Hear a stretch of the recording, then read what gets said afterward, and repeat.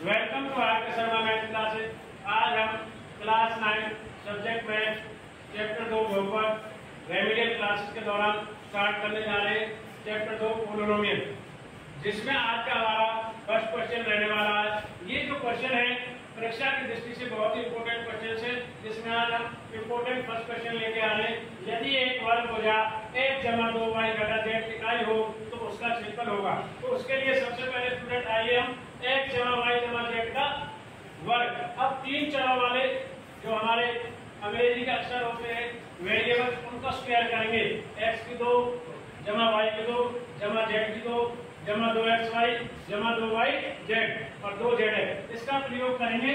और इसमें जो हमें दिया गया है इकाई यूनिट का स्क्वायर x जमा 2y घटा z का स्क्वायर, इस प्रकार x का स्क्वायर जमा 2y का स्क्वायर घटा z का स्क्वायर 2 गुना x गुना 2y 2 गुना 2y घटा z और 2 गुना घटा z गुना x। इसको लेंगे, देखिए इसको सरल करेंगे। x की 2 और 2 की y का 2 का स्क्वायर 4y की 2 घटा z की 2 और 2 गुनी 4 जमा का xy घटा यहाँ से आएगा साइन 2 गुनी 4 yz और यहाँ भी माइनस का आएगा 2zx घटा का।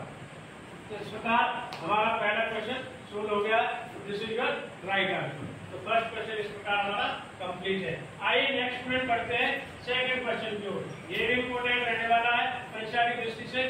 बहुपद x की 2 घटा a की 2 के शून्यक हमने लिखे हुए, पर निकालोगे कैसे उसको फाइंड आउट करना। तो 2 आने हैं तो कैसे आए, तो उसके लिए आगे बढ़ते हैं।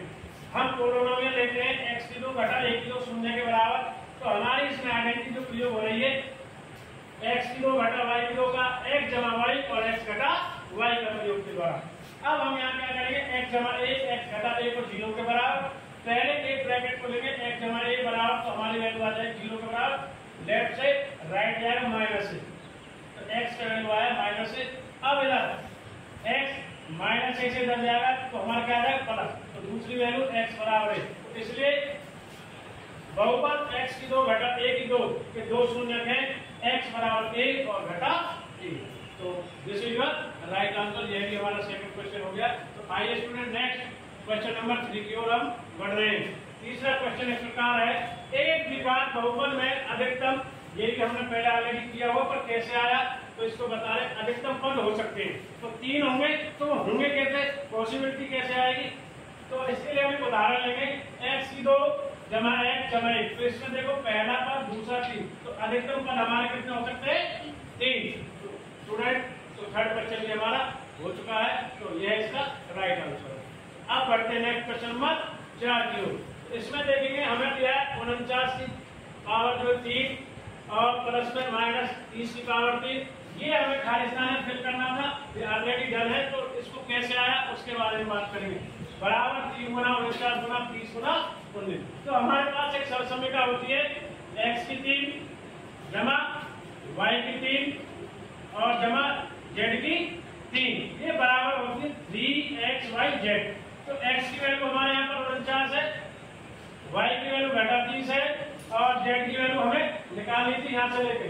अब देखिए ये माइनस और ये माइनस हमारा प्लस हो गया, तो इसकी वजह से देखो x की 3 y की 3 हमें फाइंड आउट करना था z की 3 वाला। तो z की वैल्यू कितनी 19 और यहाँ माइनस है, तो एक माइनस यहाँ और एक माइनस ये प्लस हो गए। तो इसलिए माइनस 19 की घात यानी माइनस 19 की पावर कितनी आएगी 3।